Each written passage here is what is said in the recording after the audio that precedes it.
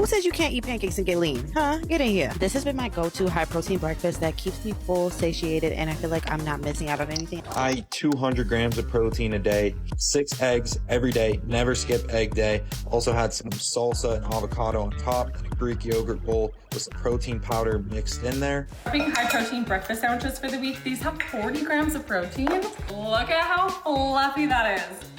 Put them in the microwave and then that cheese will melt. It'll be so good. Welcome back. It is our Hot List Wellness Edition. And so we're talking about protein maxing. Before we get into, doctor, some of the ideas for different meals, is there too much protein? There definitely can be too much protein. It's important that we individualize our protein needs, and I generally recommend 20 to 30 grams of protein for every meal. 20 to 30 for every meal? For every meal, yes. There's an easy way to figure out your protein goals. Oh, good, yes. Take your weight in pounds, cut that number in half, and that's how many grams of protein you should eat in a day. Okay.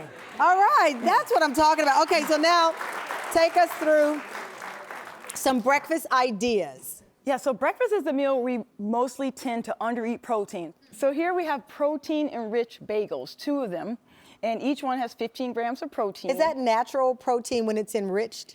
They actually added more protein to the usual bagel recipe. Okay. But keep in mind, we have to check the carbs to see if it's really a protein. All right, so we have this here, the bagel, and you added cottage cheese on it. Yeah, so the cottage cheese adds 12 grams of protein for half a cup. Sprinkle that with some nice greens here. Now this total breakfast, if you're a bagel person, gives us about 42 grams of protein just for this meal.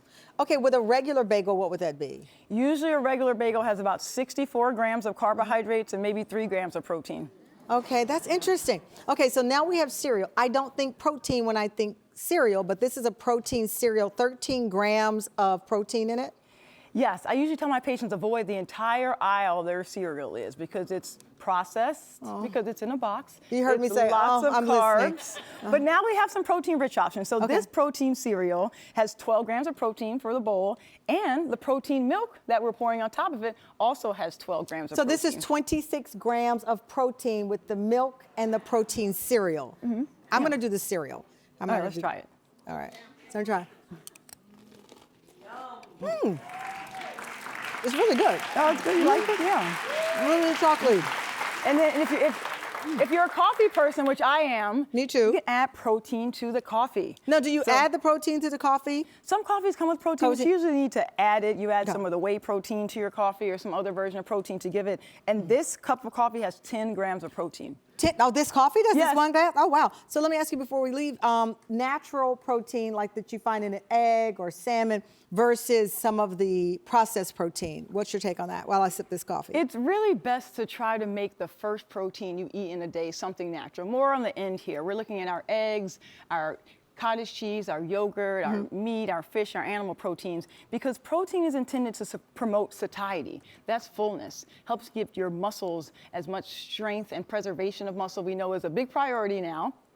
But if we don't meet the goals with natural proteins, then we can go into these supplements like the shakes, like the extra pasta and popcorn. So the goal is to do it natural, but if you can't, it's okay to use supplements and those things in your view? Yes. Okay, I'm gonna sip the coffee.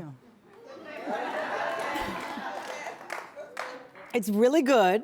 I should note this is a caramel flavored protein coffee. So it has a little sweetener in it, but it's good and it has enough protein for us. Right, you don't have to sacrifice taste and flavor to have protein. All right, give it up for Dr. Lofton.